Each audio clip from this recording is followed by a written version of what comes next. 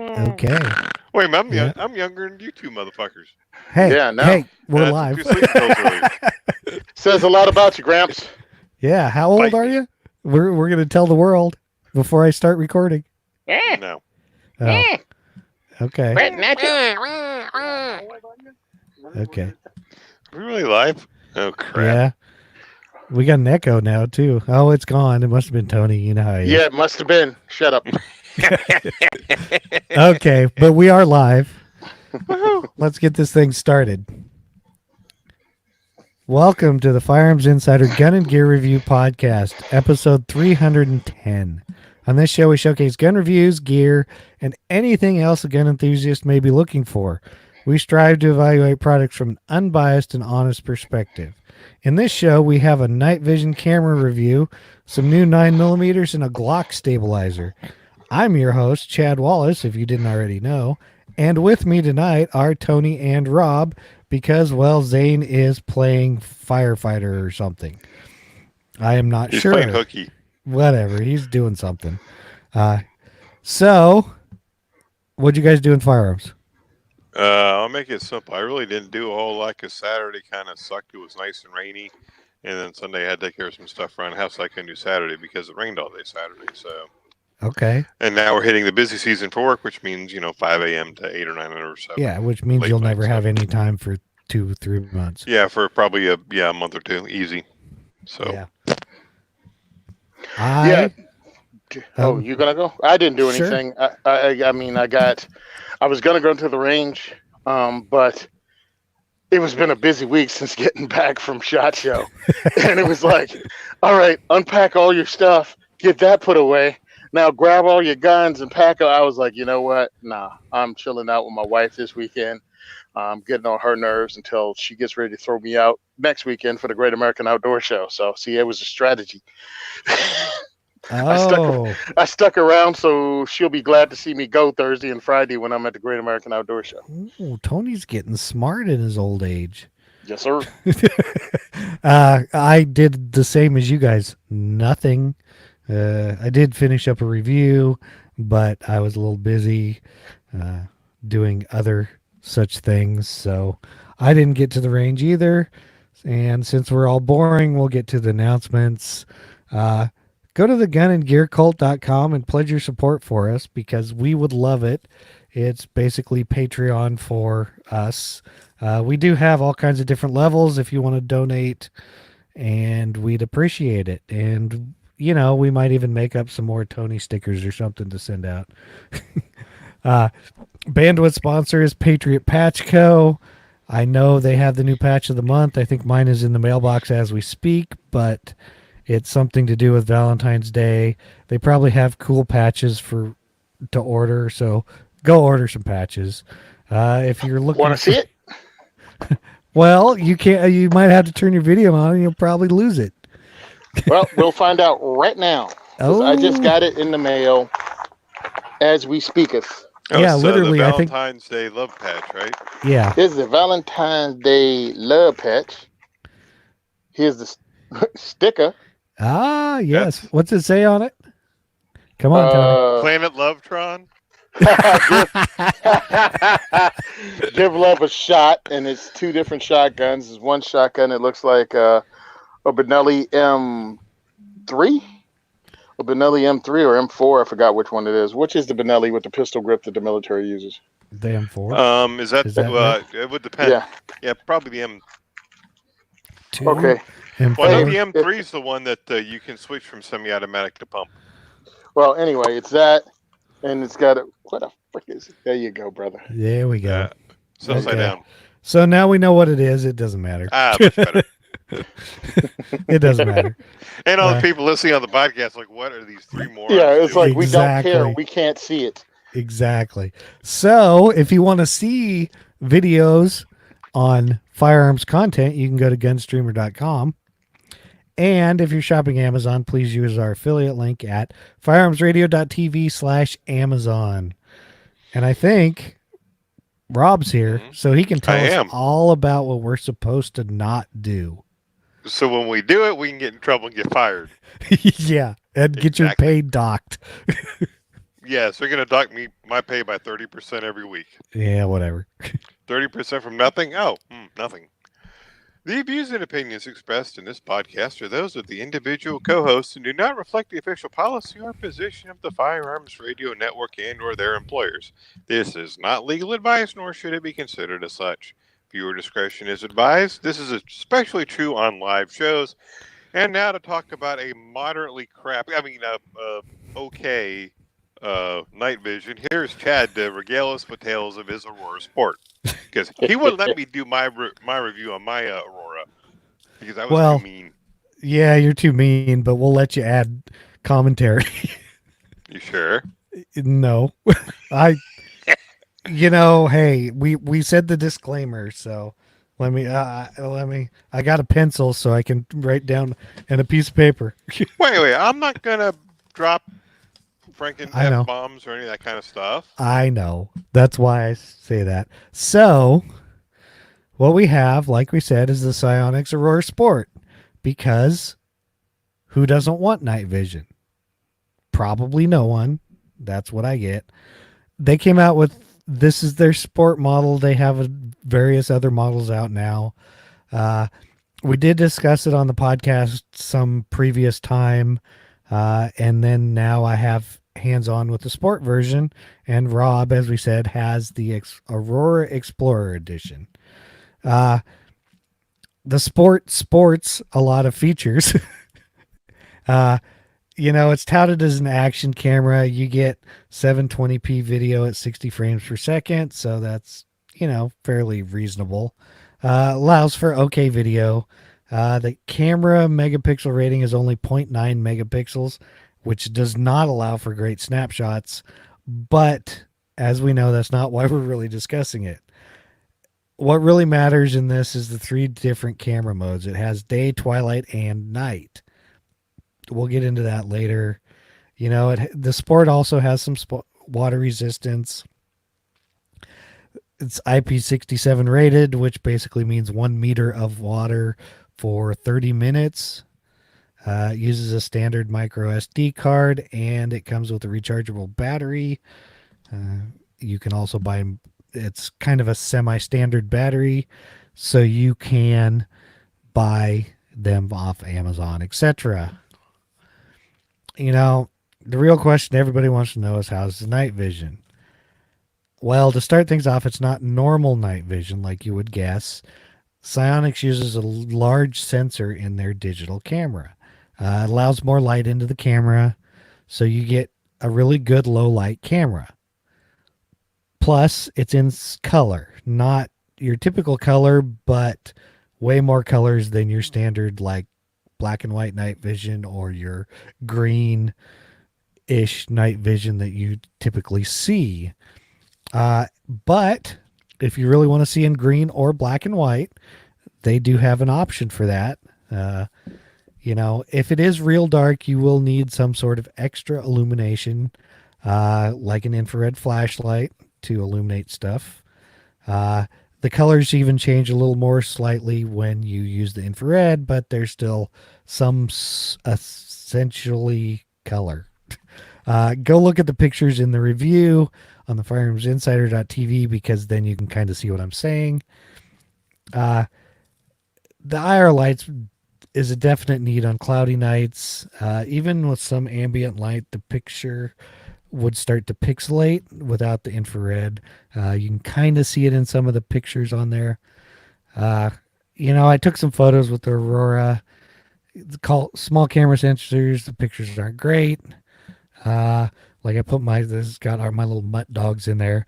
You can tell they're dogs and kind of what kind they are, but the daylight pictures are pretty decent for what they are. As far as the video goes, the picture's better on video, or what you're seeing, than the camera is, than the snapshots. But of course it is better in daylight also. You still need an infrared illuminator when it's really, really dark or it pixelates. So if you want to use it in like pitch black, I would say the best use for it is like some sort of target identification, like if you're hunting or something to that effect. But because it's sold as an all around sporting night vision camera, I had to try it on a rifle. The sport version is not made to go on the rifle like the Explorer edition is, but I tried it anyway. But to make things short, it sucks on a rifle. Here's why, and I'm not the only one that has had problems like this, so we'll explain that in a little bit. When you mount it behind the optic, that means the optic's in front of the camera, like Aurora, the regular Aurora camera says to do. The parallax going through the scope and the camera is so bad that when I was shooting it, I shot about 3 feet low at 30 to 50 yards. Now, Rob, with his Aurora Explorer Edition, also had the same problem. He was shooting like 6 feet low at 100 yards. So that's almost exactly what I got. I was using a 1:6 scope and a red dot, so it didn't seem to matter which. I then proceeded to mount it in front of the red dot optic, thinking, okay, it'll get rid of the parallax. It did at least get rid of the parallax problem, like I said. So I could actually shoot it where I was aiming at. But, there was another problem with this. If I took it outside at night, I didn't shoot it, but I took it outside. There's not enough light projected on the camera sensor because it's going through the optic, so the night vision mode worked even worse. I was also going to film through the red dot during the day, but I had another problem with I'd shoot the rifle. It was just a standard AR-15 and 223. The battery compartment and eyepiece unlatch from the camera would unlatch and turn off. The camera, I will say, was mounted fairly close to the front by the muzzle, but hey, so I wouldn't recommend the Sport to mount on a rifle. The Explorer Edition supposedly comes with a Picatinny mount that I'm told keeps the eyepiece from latching during recoil. Hey, or it's a better latch. Rob, I don't think has had this problem with his, but those are the problems I ran into when mounting it on there. So what would I use it for? With an infrared illuminator, if you're like viewing wildlife, you could do that. Tactical use is pretty much out because the infrared light could be seen with any other form of night vision, including somebody else who had an Aurora. As a sport camera, it would work okay. It does not have autofocus, so it kind of messes it up in this area too, because you have to keep adjusting the focus, so you can't just like mount it somewhere and hope it focuses. It does, however, use the Camera Industries quarter 20 mounting threads, so it'll make it fit on almost any tripod you want to stick it on. There is an ability to see pictures through the app because of the Wi-Fi on it. So if you have the app on your phone or tablet, could come in handy if you have the camera mounted to some other like radio controlled device. Would be kind of cool because you could drive it around and then see what you're doing on your phone. So the Aurora Sport's okay as a nightish video camera. I was really hoping to be able to use it on a rifle, but hey, whatever.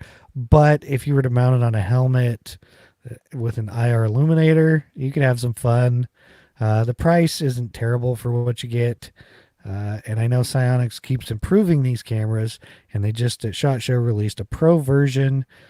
So hopefully autofocus can be next. So the Firearms Insider 8 key points, where it's a night vision camera. Somebody wanting some sort of night vision capabilities. The features and benefits, we already went over some of them. It is a color or mono display. It has a 1-inch optical sensor. If you're into cameras or lenses or stuff, the night is an f1.4, the twilight is f2.0, and the day is f 5.6, and it's a 16 millimeter lens. It does have Wi-Fi or USB connectivity. The sport model can use an SD card up to 32 megabytes. It does have a micro OLED display. It is rechargeable. It weighs about 8 ounces, and the approximate size is 4 3/4 inches by 2.5 by 2 inches. So it's not extremely large, but not super small either. The other options you can get are the standard Aurora, the Explorer Edition, or now the Pro. There's a thing on what others are saying. There is a small link to a standard Aurora review. And now the price point. MSRP on these is $399. You can also buy it for $399 on Amazon. So if you need it now, get it at Psionics or at Amazon. Our rating, the pros, it is color night vision. It is water resistant. It does have the Wi-Fi connectivity. It is lightweight, and the price is not terrible. Cons, it does need an IR illuminator. It is manual focus. It does add parallax, and it has problems when mounting on a firearm. So I gave it a whole score of 6, which we classify as okay. So, questions, comments? Is this Rob? the part where I can speak? You can speak. I mean, Like I said before we started this thing, you gave it a better score than I would have. right. And mainly because I bought the Explorers Edition, which is that little the kit. yeah, the kit, the ripoff. I mean, not, the quasi Pelican case, the extra batteries, that IR illuminator comes with, which I think is a piece of crap. I wouldn't go for the Explorers Edition. I mean, because all you get with it is an extra battery for the camera and a halfway decent IR illuminator, and you get a rail mount for the camera. Which when I mounted it to a 223 rifle, yeah, it kind of popped off midway through shooting. The eyepiece popped off, so I'm kind of like, yeah, this is garbage. As you said, I would not use this thing for anything having to do with serious shooting, anything having to do with serious night vision. It's fun to use it as a spotter. I found that when I was in town and I went on the back patio, it would capture the light pretty good. But when I was out in the country, i.e., you get out to the deer stand at an hour before sunrise, I was playing with it. I couldn't see squat with it. Especially on a cloudy night or the moonless night where there's nothing to provide ambient light, I couldn't see jack. I used their illuminator, and I didn't like it at all. I wasn't impressed. Like I said, I'd skip it, go with the base model, because the only thing you get with the step up, from the Sport to the I think Aurora, you get GPS. It ain't worth it. Yeah, I mean, if you have a smartphone, it has GPS on it.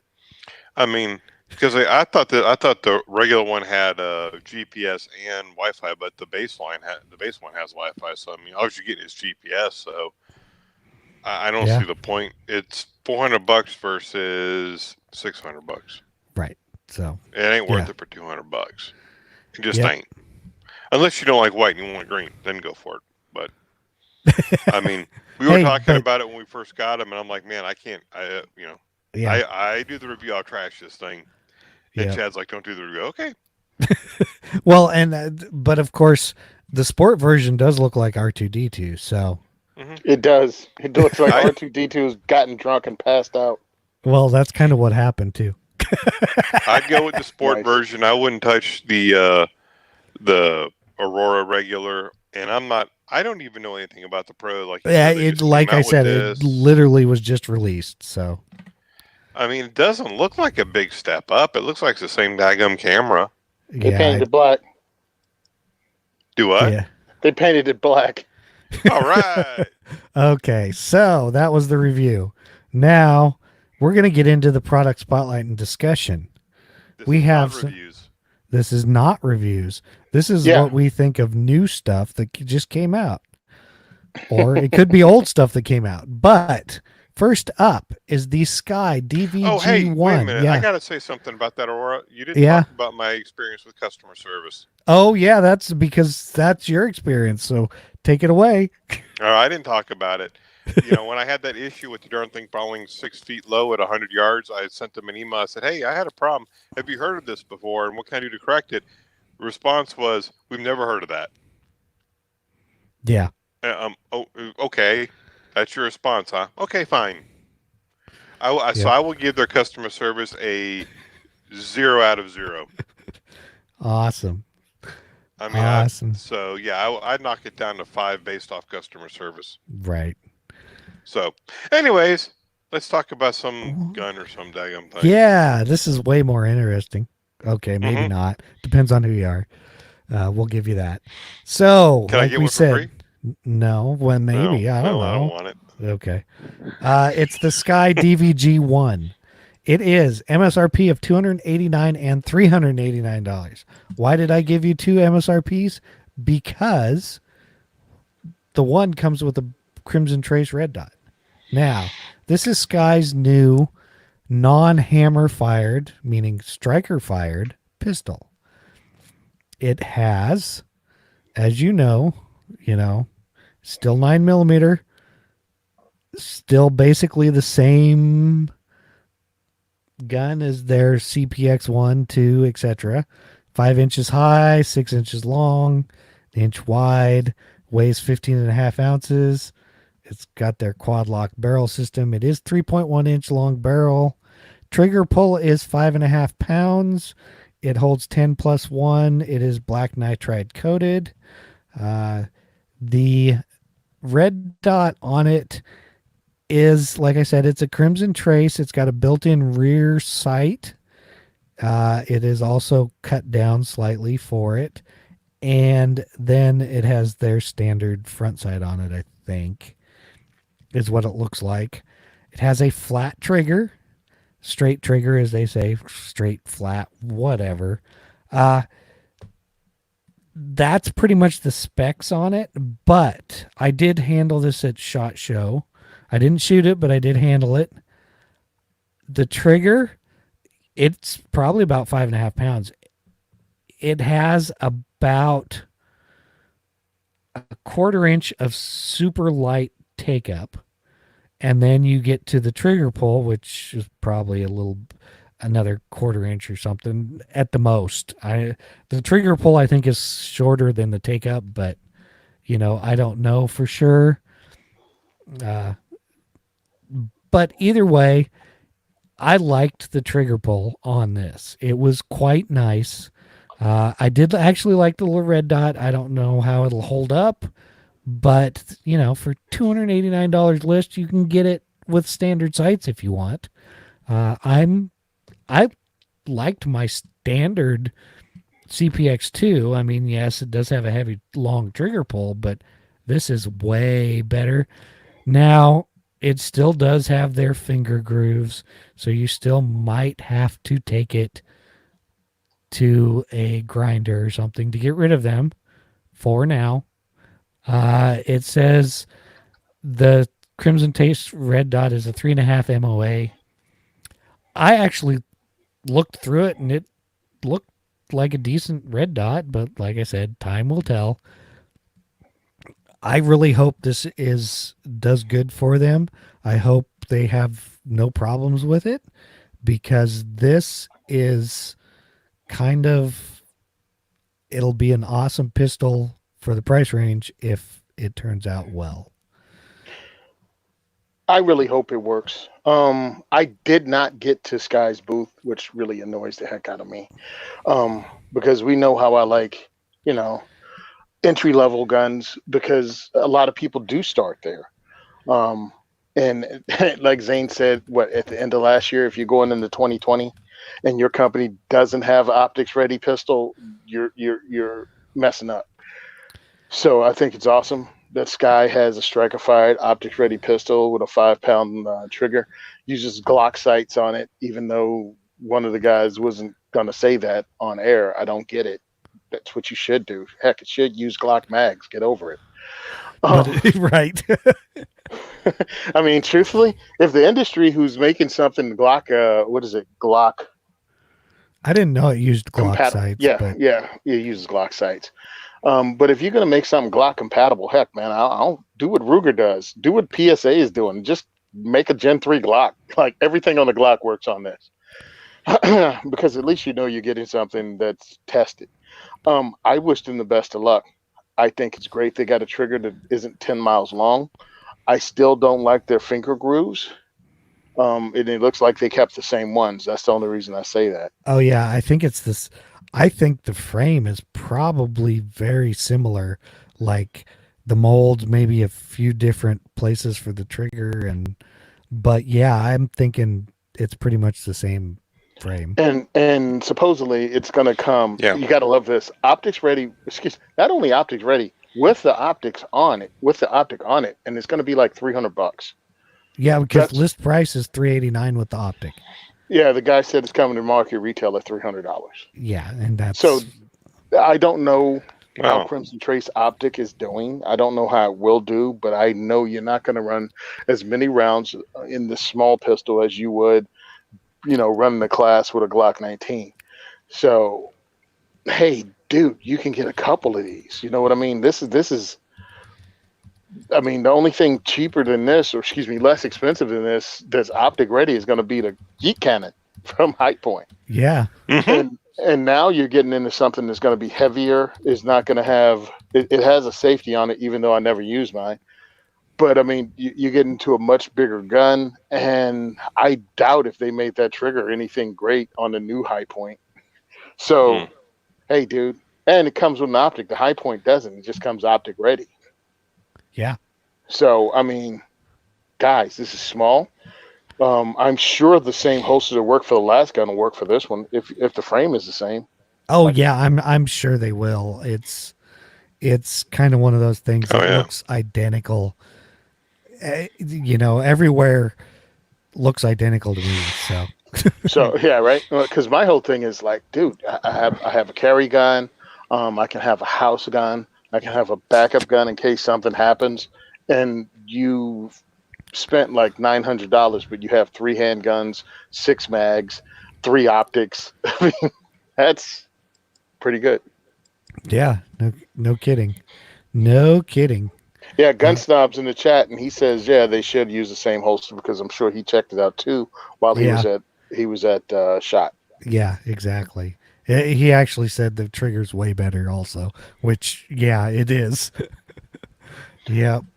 So that is the new Sky pistol that I really like.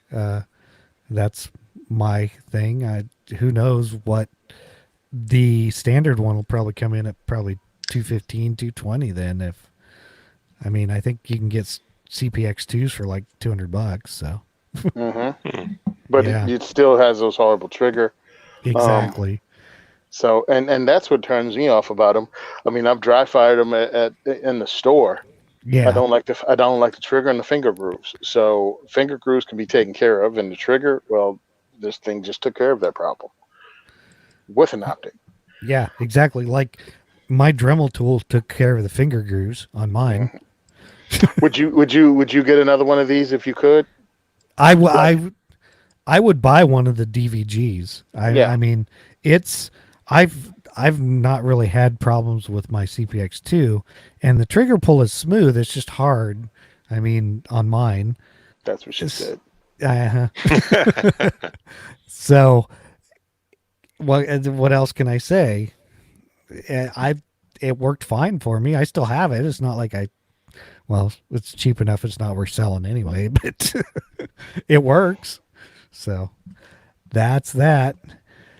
Now we have Recover Tactical came out with their 2020 stabilizer brace. I don't think it'll fit the Sky, but it does fit a lot of Glocks. MSRP is $99.95 to $149.95. This is kind of a cool. If you're into these type of things, this is pretty cool. If you're not, then hey, it doesn't matter to you. Let me check here on the fit chart.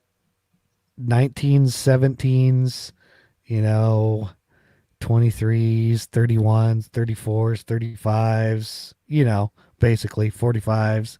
So those 1917 size frames. What it is, it's a stabilizer brace. It's got a folding brace on it with a strap. It kind of makes a little chassis system for it. So there's that. Let me get back down here to the features. It says it's ready to go out of the simple installation. It basically mounts to your front rail and then has pieces that go around back to the brace. So you can use it as kind of a little chassis system, like pretty popular now. It does use the sights already on the gun. You can use it with a red dot if you have a red dot on it. It does not matter. It's compatible with like the various gens of Glock pistols. It's compatible with compensators. You don't have to disassemble anything to put it on or off. There is also it's lightweight. It's glass reinforced polymer. It has optional pick rail adapters.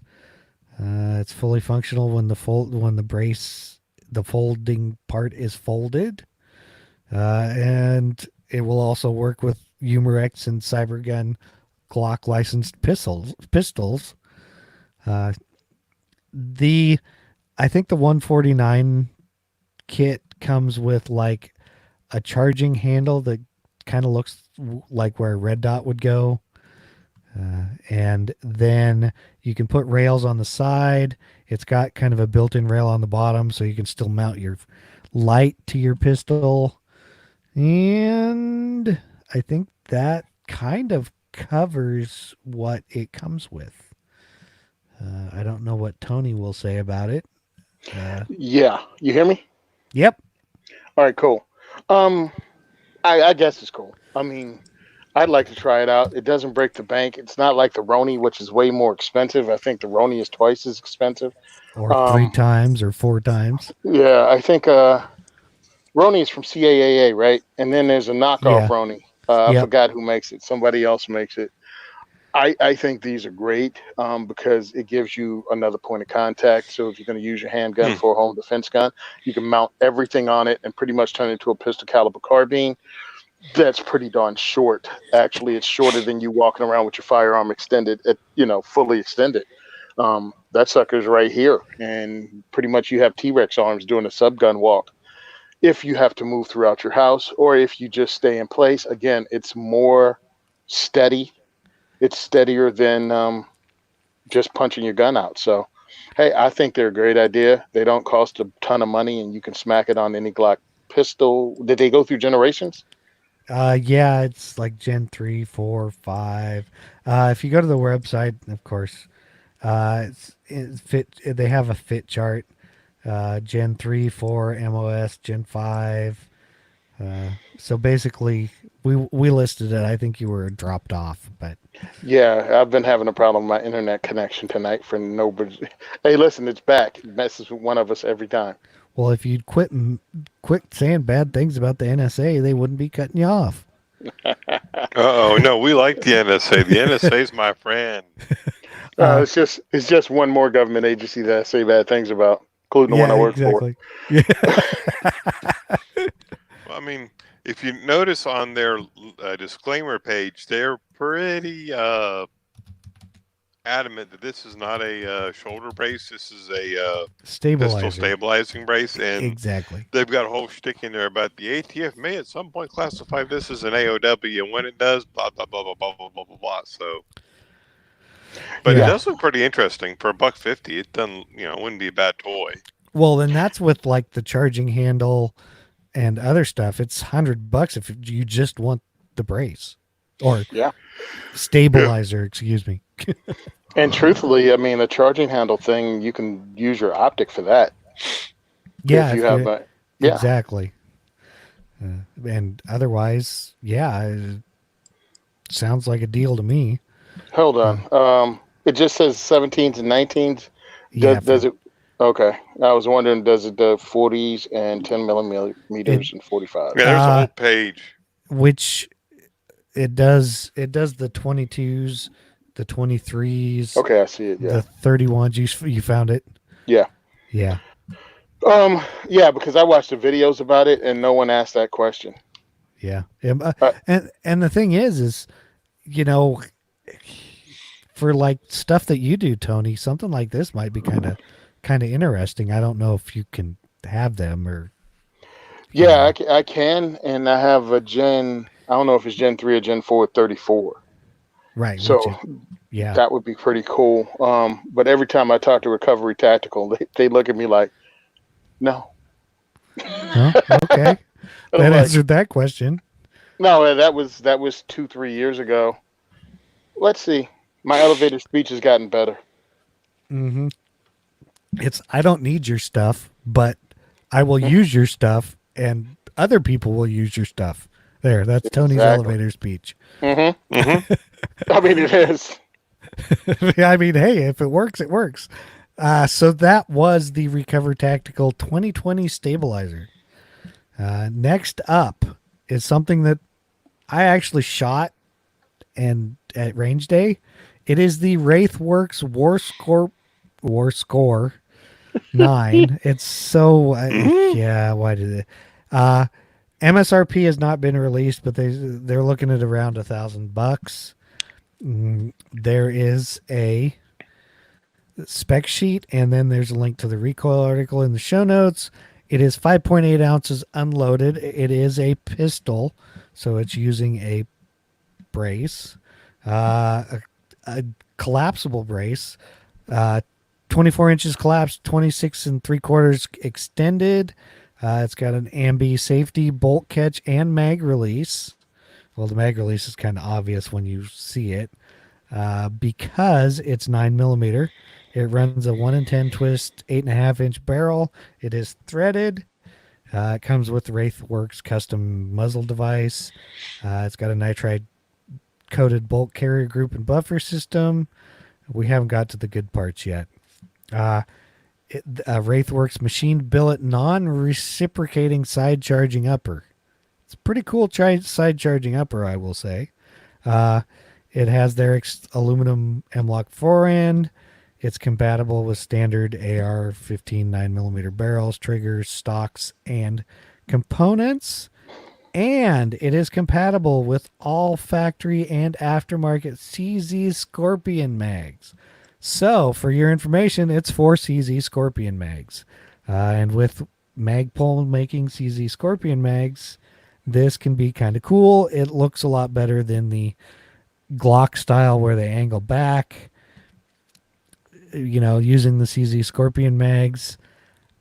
It's the one they show a picture of has flip up sights. I don't know if it's going to come with those or not.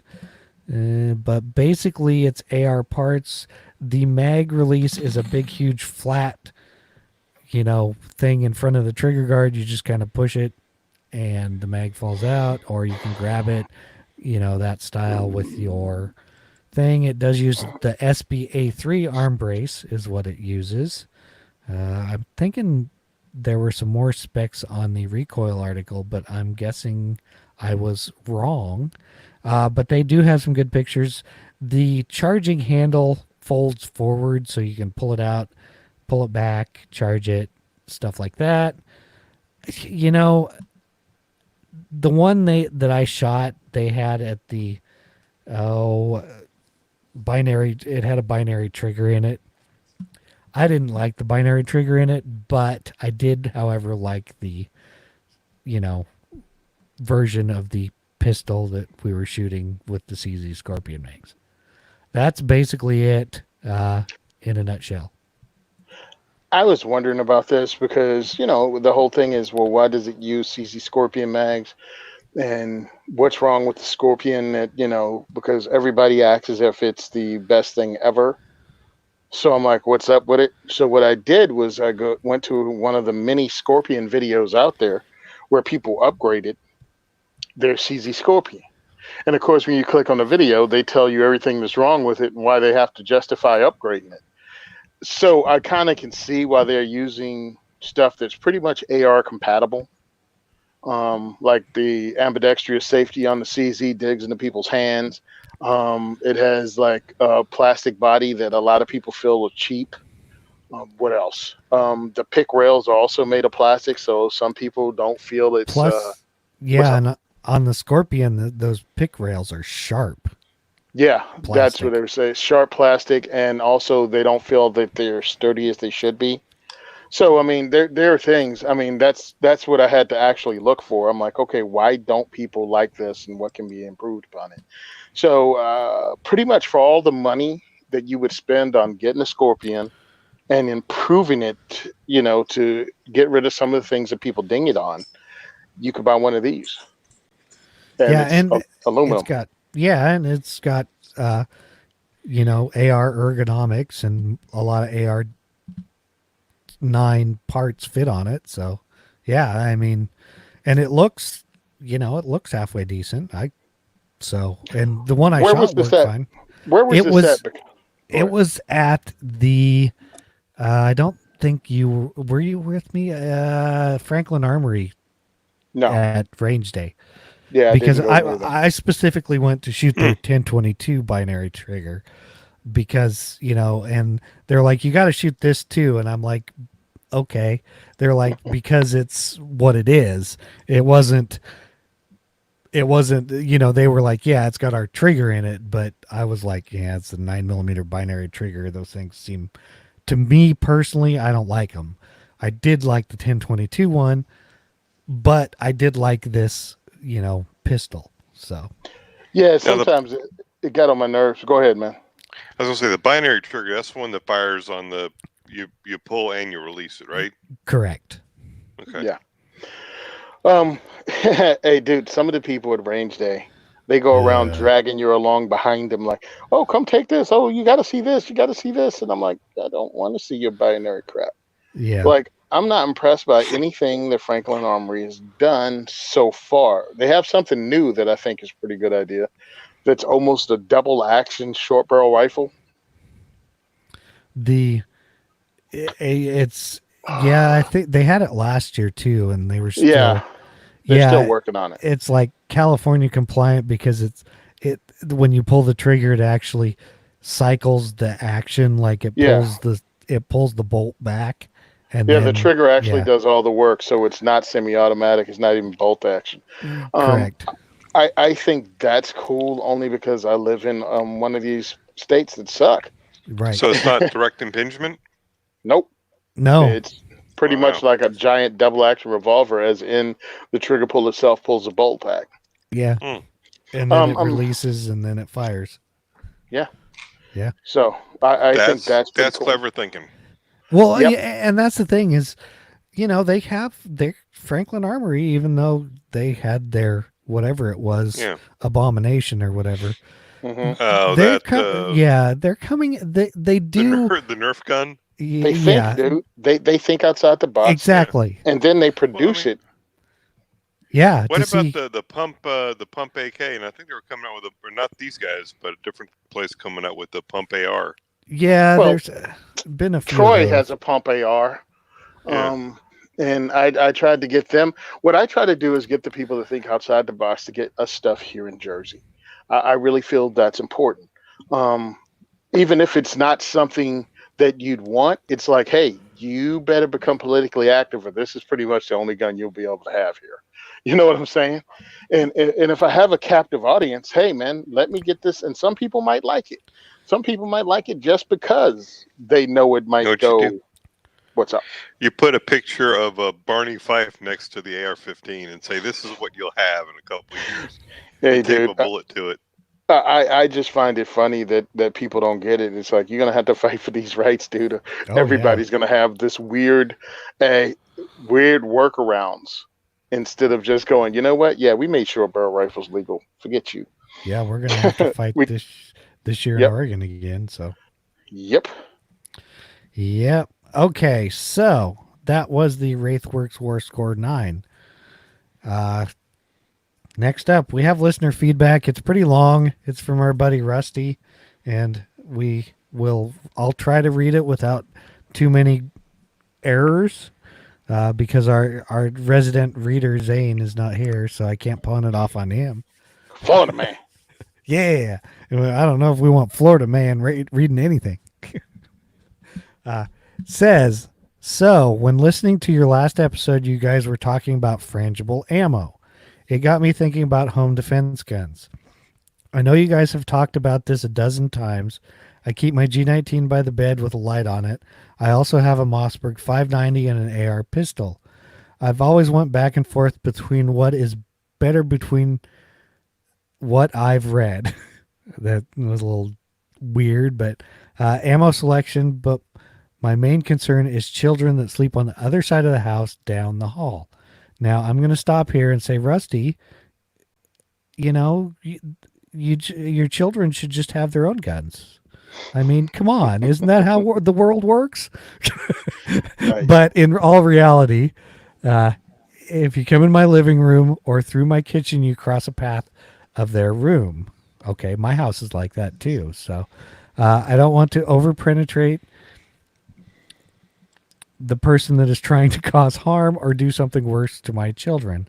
I have thought about switching to one of my 45 ACP rounds in either my G21 or 1911 platform. Zane's not here, so he doesn't have to go ballistic on you for that. For the shotgun, I run number 4 shot with a full choke. My thought behind that is to keep it tight and close together. Now to the AR pistol. It is a 10.5-inch barrel. I think I would go blind and deafen everyone in the house without ear pro when I touch it off. Yes, I agree with that. But he says I do have a can in NFA jail, but it doesn't do any good in the time being.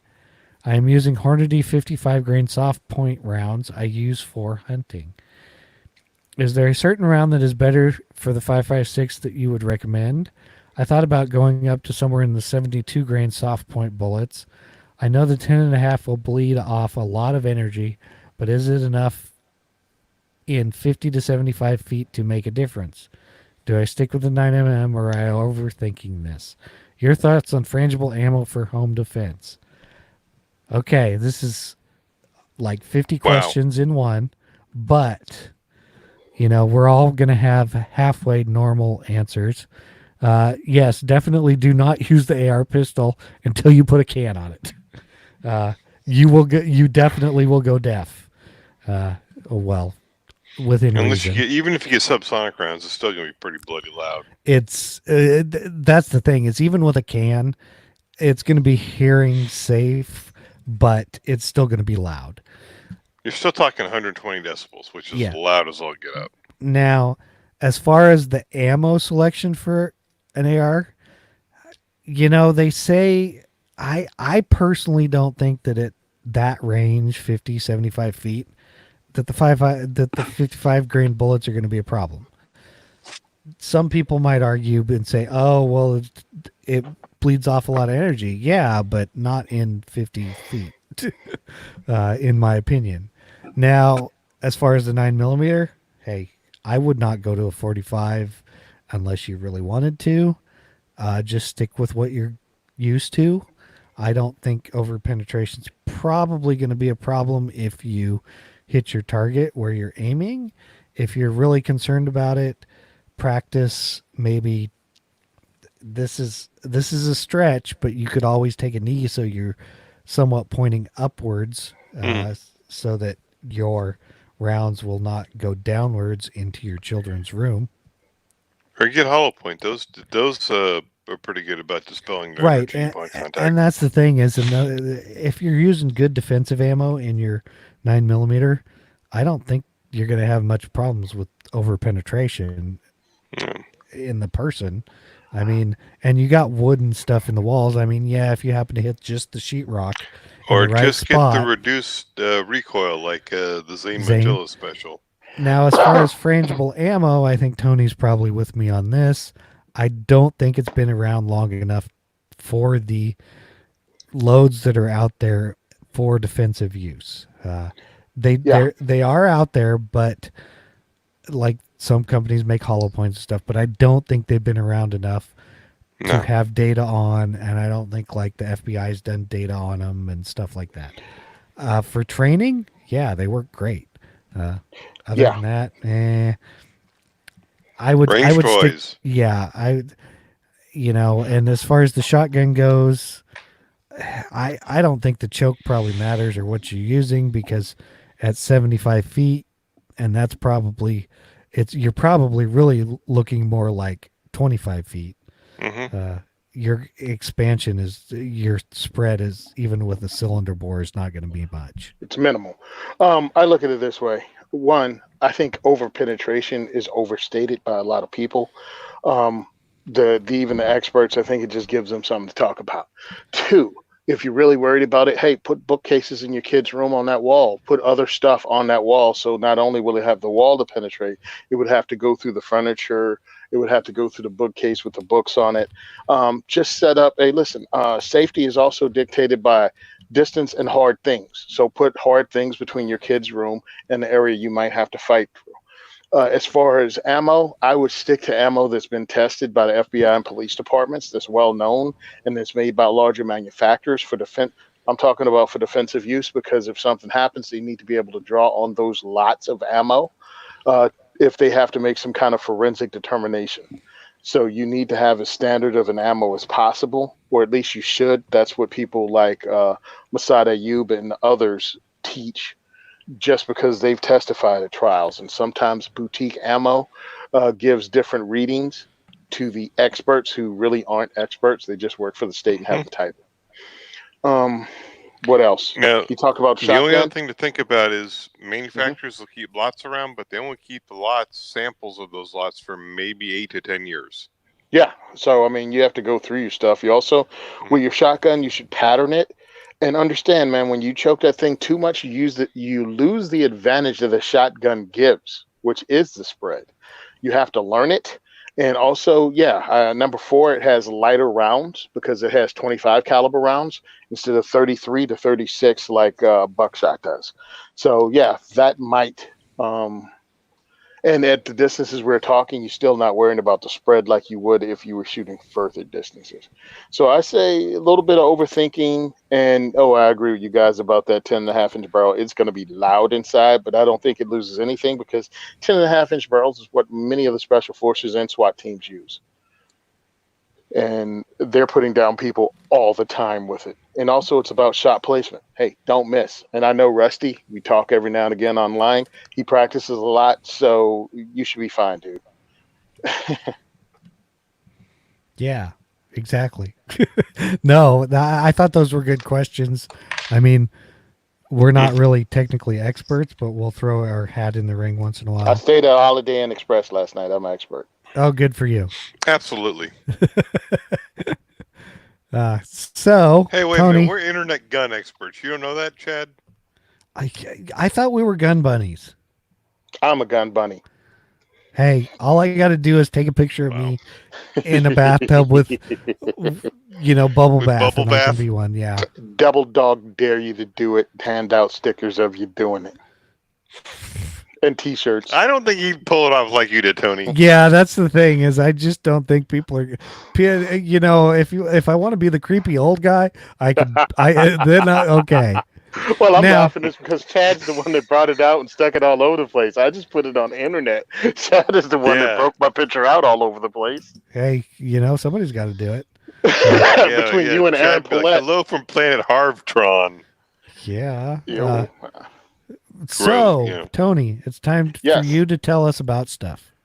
All right, cool. Check it out, guys. Very soon, like as soon as the funds clear, I will be drawing a name. I'll do a live, and I will tell you who won the industry build AR from our patrons that donated $20 and above for the month of January.